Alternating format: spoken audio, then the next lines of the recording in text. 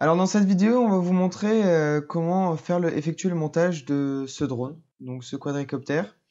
Donc je fais un petit descriptif des composants. Donc on a des moteurs IMAX RS 2205 2300 kV avec des hélices en 545 bullnose. On a des ESC Little B 20 ampères. Pour la carte de vol, c'est une NAS32. Actuellement, on a mis une Rev 5. On a mis une Power Distribution Board Matek 5 en 1. On a mis un récepteur D4R2 donc de chez FR Sky qui communique avec la NAS32 en CPPM, qui a aussi la télémétrie de brancher sur le smart port de ce côté-là.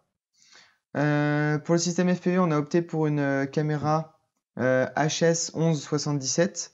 Donc, elle a pu faire ses preuves, cette caméra. C'est une référence dans le milieu du FPV Racing. En émetteur, on a choisi un émetteur Hawkeye 200 milliwatts, donc qui a une rallonge avec un connecteur SMA qui nous permet d'avoir l'émetteur à l'arrière et pourtant mettre l'antenne à l'avant avec une fixation directement sur le châssis qui permet une grande solidité du système FPV et une bonne fixation. Alors maintenant, nous allons présenter notre châssis. Donc ce châssis a été élaboré dans le cadre d'un projet étudiant avec l'Estaca Modélisme. Donc le design est assez particulier. Vous avez une plaque supérieure de 4 mm, une plaque inférieure de 2 mm. Toute la visserie est en alu. Le carbone, c'est du carbone qui vient de la société IDC Alternative Composite. Donc merci encore à eux pour ce carbone. La frame fait 125 grammes. Donc ça reste relativement léger pour un châssis avec des bras de 4 mm.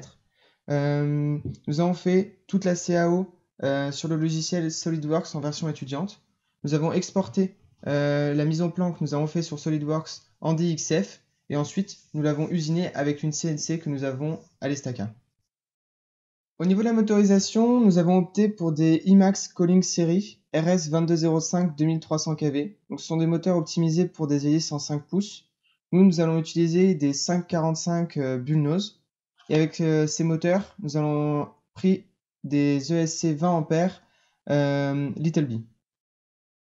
Donc maintenant, nous allons souder les ESC Little B au moteur. Donc là, sur le bras à l'avant, on n'a pas beaucoup de place. Du coup, on va venir découper un petit peu avec le cutter la gaine thermo ici, dessouder directement les pattes et venir directement souder les connecteurs, les câbles du moteur sur l'ESC. Parce qu'on veut absolument que les ESC soient bien refroidis, donc sur le dessus du châssis. Sinon, ça risque de surchauffer et ils ont un très mauvais rendement quand ils surchauffent. Et maintenant, pour l'arrière, par contre, on a un petit peu plus de place. Du coup, on va juste sectionner les câbles ici des moteurs, sectionner les câbles ici des ESC. Et on va mettre un petit peu d'étain sur le bout de chaque câble, les souder entre eux et mettre un petit peu de gaine thermo rétractable. Et comme ça, lui aussi, il sera bien sur le dessus, bien refroidi.